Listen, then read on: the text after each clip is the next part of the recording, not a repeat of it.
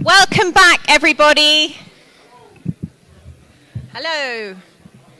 Right, I've just received a complaint from someone under the Trade Descriptions Act that there were no biscuits with the tea. I'm very sorry. I'm not quite sure what's happened. Oh, no water either. Right, okay, we will make sure that you are, I don't know, I'm going to have to go out and get biscuits myself, I think.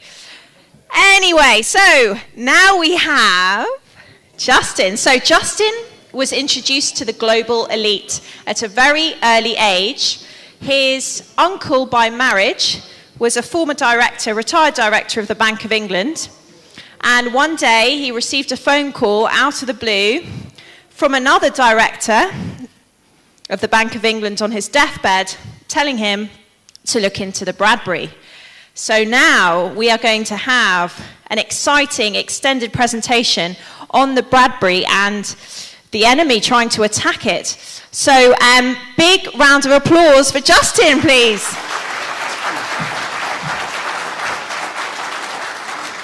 Right, I'm just going to do a sound check to make sure you all hear me. I've got a bit of a confession. I was actually in the Green Party for 15 years, and I was involved at the higher level on party council. I know, boo, get the boot. But after the leader of the Green Party's sudden, unfortunate demise on the radio, I've got to be rather careful. I felt desperately sorry for the poor lady, but yes, so I'm rather hoping that I can keep myself articulate for the rest of the next half hour. Right, here goes. I'm going to press this, and hopefully, here we are. Now, engage the enemy more closely. What you have here is a sneak preview of Cameron's Royal Navy in about 10 years from now. Reason? No engineers required. Right. Now, how many of you here don't know about the Bradbury pound? Just give me a... Right, okay. I think it's only fair before we start that I just tell you very quickly what the Bradbury pound was. The Bradbury pound came into existence in August 1914. It was done as a way to prevent a run on the banks. It was all the gold standard in those days. In the outbreak of war, people were obviously very nervous. They wanted to withdraw their money from the banks, which were obviously being gold. So the bankers, the private bankers, were extremely worried. There was only £9 million worth of gold in the Bank of England. So the bankers went running to David Lloyd George, who was the Chancellor of the Exchequer at the time, and they said, "Can you please do something?" And he said, "Yes." And in 2 days, they got the Currency and Banknotes Act through Parliament, which authorised the Treasury, not the Bank of England, the Treasury, to issue debt-free and interest-free money based on the wealth of the nation. And there's a very good chap called Thomas Johnston who wrote a book called The Financiers and the Nation. And if you read that book, there's one section dealing with usury in the First World War. It's extremely interesting. And it was this book that really led me to what the Bradbury pound was all about. Now, the bankers didn't like this. It stopped the run of the banks, yes, but they suddenly realized they were not going to make a killing out of the killing.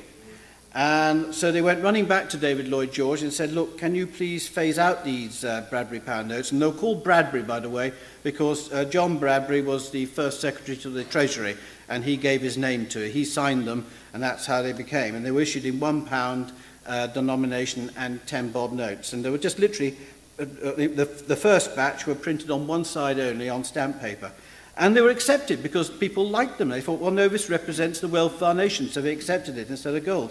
Now, as I said, the bankers went running back to David Lloyd George, says, "We can't make a killing out of the killing. Can we not go back to the old arrangement where you sell bonds to us and we'll raise the money, create the money out of thin air, charge you interest, etc." And for some reason, and we don't know quite why David Lloyd George decided to phase out the Bradbury. They didn't just stop it overnight, they phased them out. In fact, they were still issuing some in the 1920s. And anyway, as a result, they went back to borrowing money from the private bankers, who many believe engineered the First World War, and indeed the Second World War. And the national debt in 1919 went up from £650 million up to £7,500 million. So the bankers made their killing out of the First World War. So that, in a nutshell, is what the Bradbury pound is. It's the same as the Lincoln's greenback dollar, and before that, you had the American settlers, the colonists, who also had a thing called colonial scrip, and that too was wonderful. Right, so let's move on. Wonderful phrases. Vice Admiral Nelson: no captain can do very wrong if he places his ship alongside that of the enemy. And the reason why he was so confident in that, because he knew the Royal Navy was second to none. He trusted his captains, he trusted his ships, the gunnery was superb, and he knew that if their ship, or any one naval ship, went alongside that of the enemy, the chances were that the Royal Navy would win.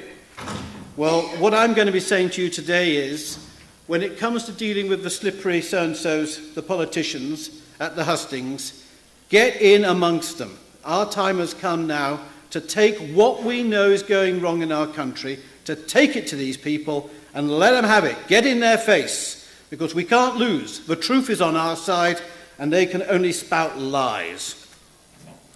Now, when I last did my presentation, thank you.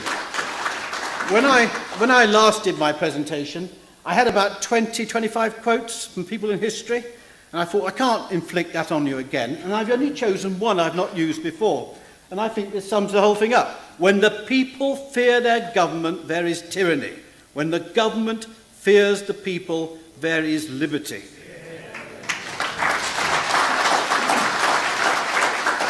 And when I think what's happening to Melanie Shaw, if I start to croak, it's because... Right. Now, the banking dynasties, along with the very little known and secretive Bank for International Settlements, and I do urge all of you to take note of this little known bank. Nobody's ever heard of it, hardly. Probably 1% of the country knows about the Bank for International Settlements. My own MP, Tim Farron, MP for Westmoreland and Lonsdale, only last year I approached him. He'd been in Parliament for 9 years, and he said on camera, "No, well, you're going to tell me, aren't you?" I said, "Damn right I'm going to tell you. It controls 95% of the world's money supply." Okay? So the banking dynasties, along with the very little known as secretive Bank for International Settlements, want to promote monetary and financial stability throughout the world. But this stability can only be achieved if their central banking system ensures levels of unsustainable debt for nations and the allowance of blatant and complex chicanery in the world's financial markets. This all means, this is what it boils down to, that the 1% flourish whilst the rest of humanity is forced to become debt slaves to the emerging Orwellian global corporate machine that is now taking over from sovereign nations. And of course, that is why we are here, to stop that process from happening. Now, this is the world that we have today. And I used these figures last time, but I've only selected 3. And I want you to think about these figures. The wealth of the 1% richest people in the world amounts to $110 trillion. That's 65 times the total wealth of the bottom half of the world's population. It's staggering. Almost half of the world's wealth is now owned by just 1% of the population. And 1 billion children worldwide are living in abject poverty, as a direct result of which 22,000 children die each day. And I think we've really got to think about the next time you tackle the politicians head on about the Bradbury or anything else, think about that. That's the reality of our world today. That's the reality of the economic system that we are allowing and which we've got to put an end to. Now, there's only one question you need to ask any politician in the coming general election. It's a bit of a long question. And by the way, we will be emailing notes to you. The BCG will be sending out notes covering what I'm saying today and advising and helping you to think how we can really take the fight to the enemy during the general election campaign. But this is the question. Why should a completely sovereign nation have to borrow money from the private financial sector when history has clearly shown that such a nation can embrace national credit and issue and control its own debt-free and interest-free money in order to provide the proper liquidity needed for a happy, industrious, and prosperous nation? They can't give you an answer to that. Now, I've got a surprise for you. Up there, you've got the Rogues Gallery. And that's what we're going to be up against in the hustings. I'm going to come on to that later on. But have a look down the bottom right here. There's a guy called Alex Salmond. Well, I'm now going to stop speaking now because we have a surprise guest. And I'm going to hand you over, once again, to Daisy, who is going to announce that surprise guest.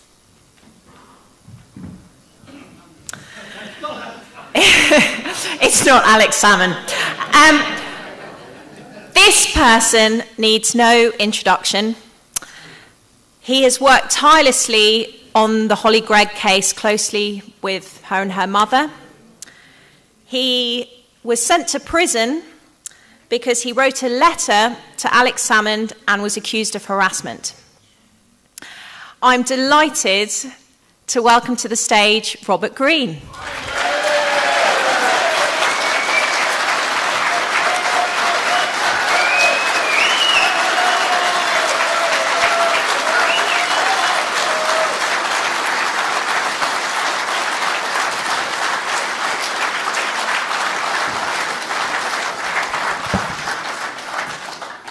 I don't know what to say about that, ladies and gentlemen, but I'll tell you, when I turn up with my guitar, you'll change your tune, honestly.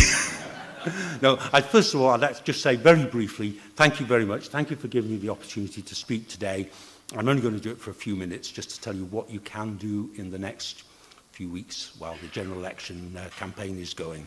But I'd like to just take the opportunity of thanking all the wonderful people, many of you in this room, who've helped me by writing letters to me, writing letters to MPs, writing letters to the Scottish authorities, doing everything you possibly can to help. Mainly not for me, it's not really for me, although you're helping me, it's for Holly Gregg and the other children of abuse, paedophile abuse and Satanist ritual abuse that is prevalent in Scotland at the moment.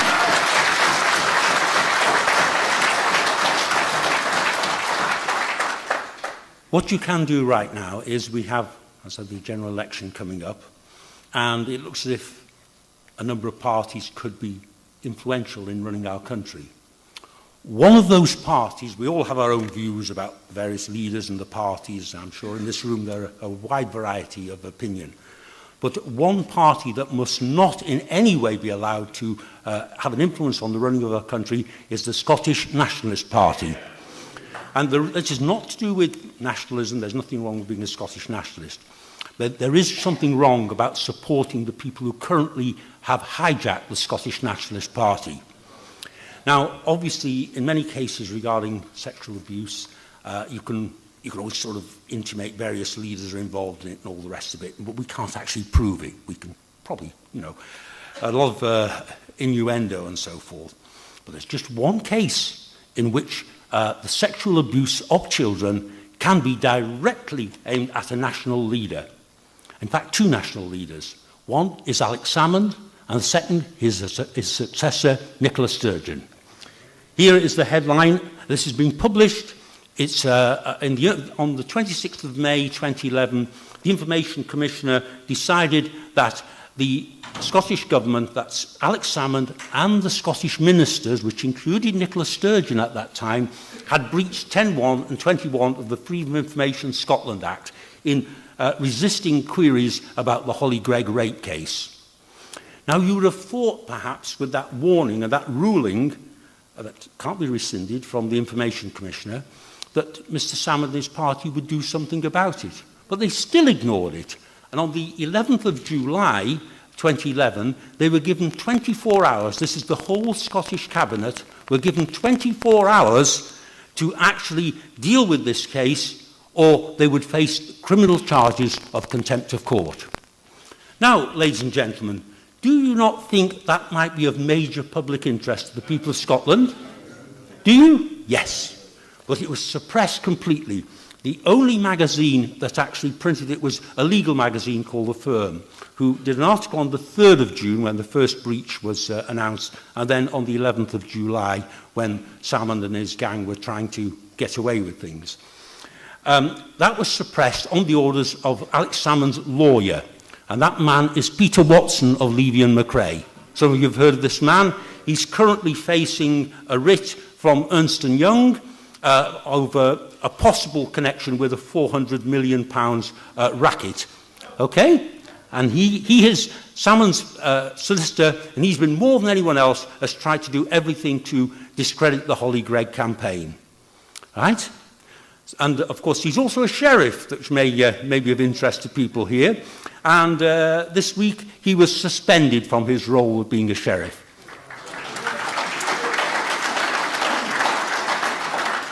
But of course, we won't go on to that because we haven't got time. But Sheriff Watson is by no means he's not the only corrupt sheriff in Scotland. There are some just as bad as he is, but we won't spend too much time on that.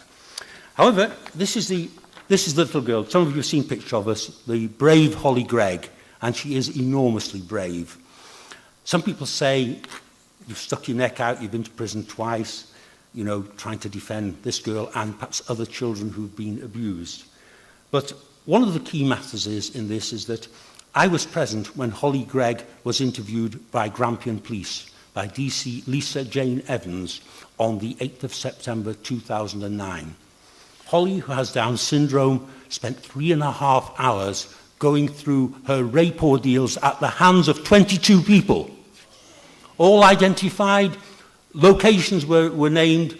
She had all, unlike most rape cases or sexual abuse cases, Holly had a plethora of independent expert witness evidence. Many of you have seen it from various doctors, from the Down Syndrome Association.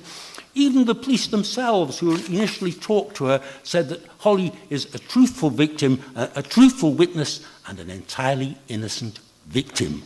Not an alleged victim, a real victim.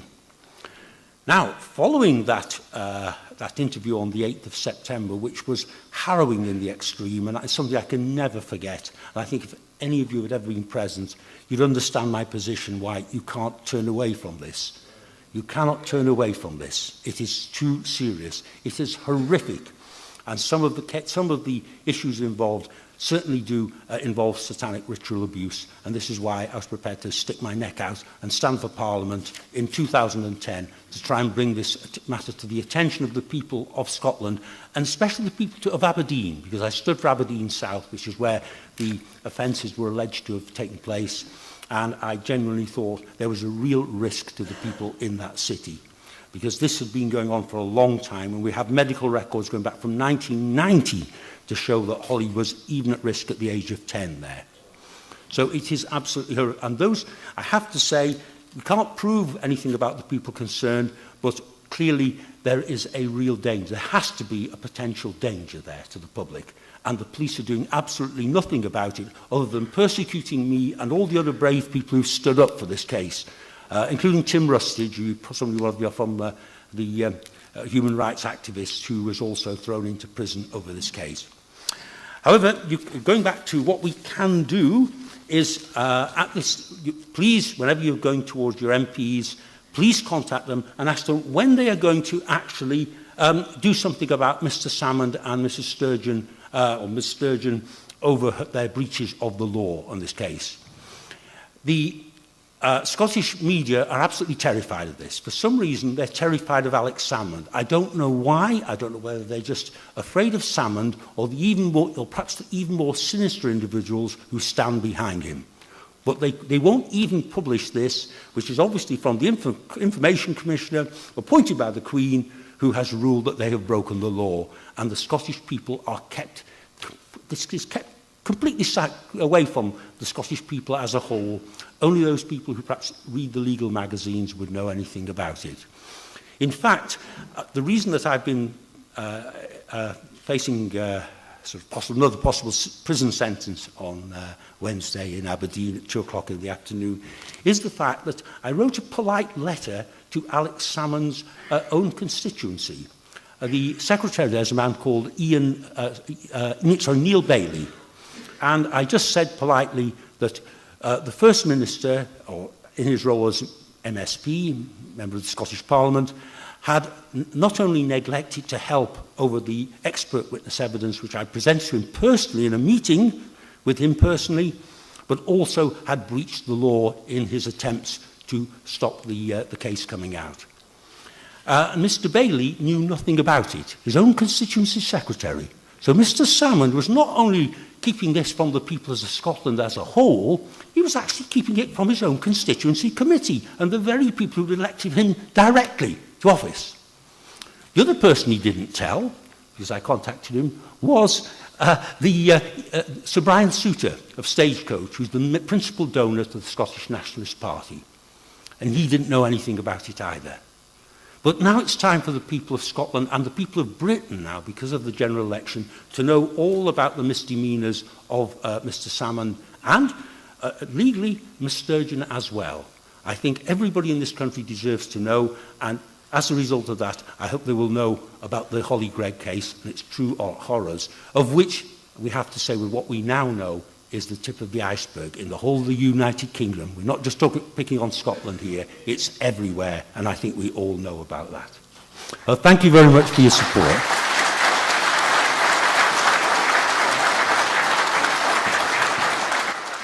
I hate my job. I didn't want to interrupt you, but back to Justin.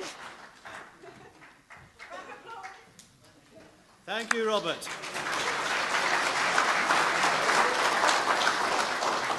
So, it was just by sheer luck I put that picture in of Salmon and the other lady, I can't remember her name. But anyway, it's just sheer luck, so I'm glad I did. Right, moving on. Okay, we've got to get organised. We've got to take now the fight to the enemy. And the good news is, and I speak as one who actually stood twice in 2 general elections for the Green Party, and I'm very familiar with the landscape, the political landscape that comes with a general election. And I think it's fair to say that politicians, it doesn't matter how powerful they are at their most vulnerable when they're having to woo the voter. And they are vulnerable because you'll see a well-known household politician walking along a street with 1 or 2 aides or 1 or 2 things.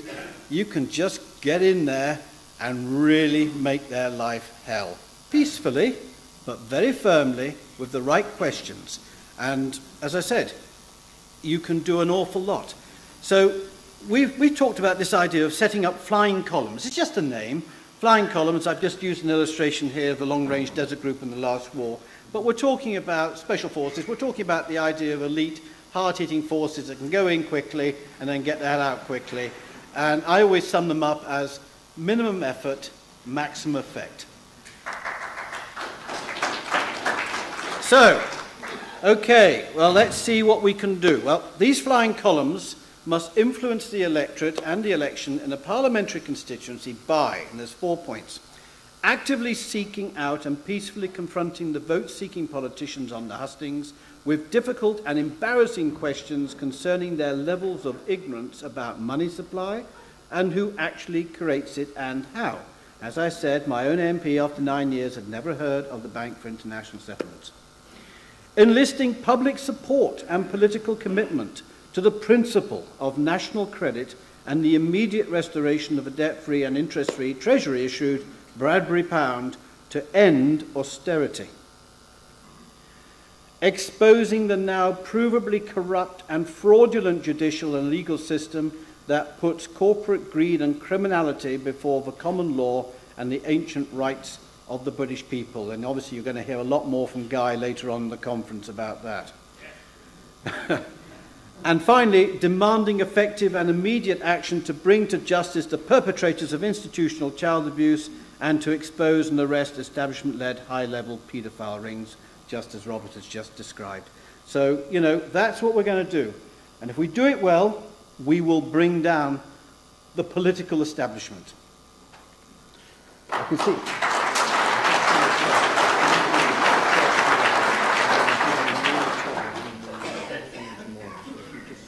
Okay, I'm just being asked to fly off. Okay, I'm just going to go through very quickly a to-do list for the flying columns. Purchase a digital camcorder that I'm told by somebody, any iPad or any of this new technology. Make sure you can record what happens. Recruit helpers through social media and going down to the pub.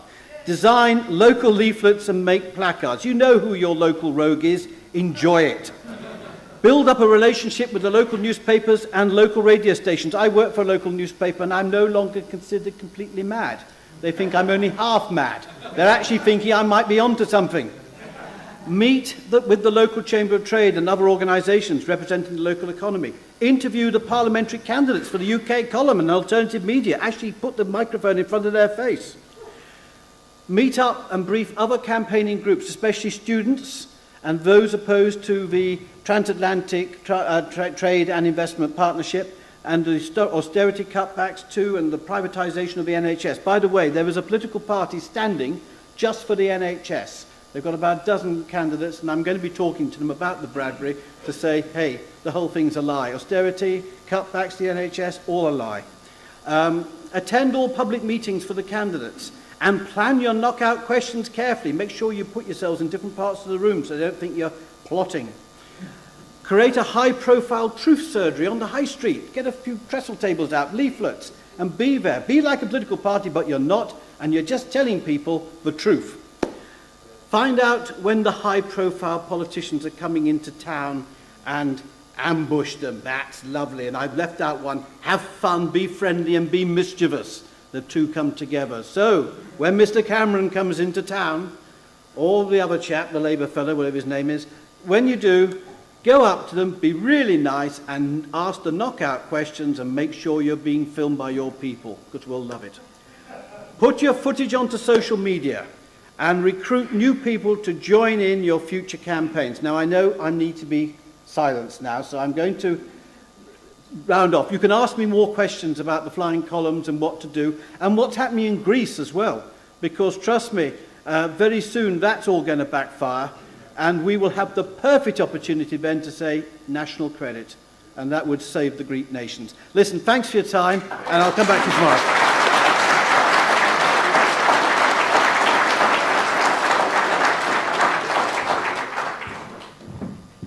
Thank you, Justin. Always entertaining.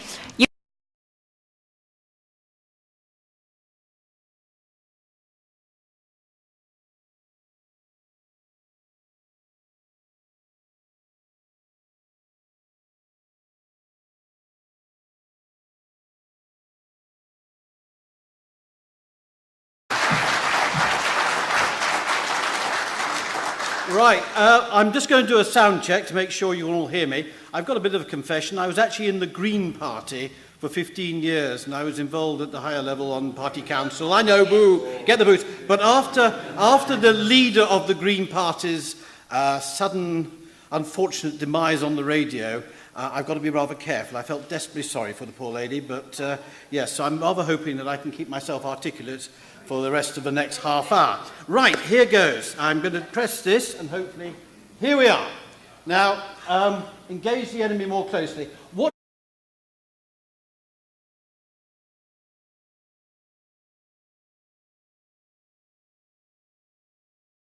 Welcome back, everybody. Hello.